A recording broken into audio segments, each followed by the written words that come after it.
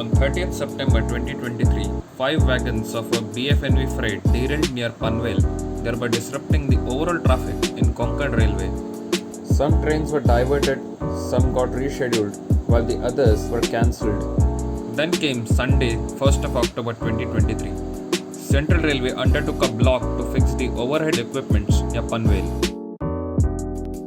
4 detained trains were allowed to pass through using diesel locomotives, while the Konkan Railway section had trains detained at every station for hours.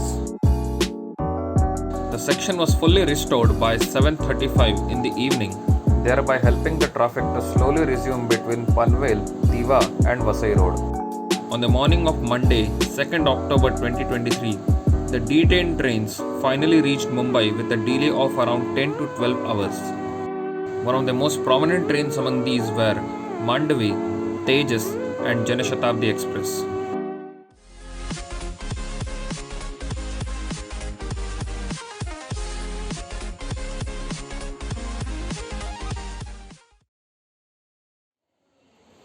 P5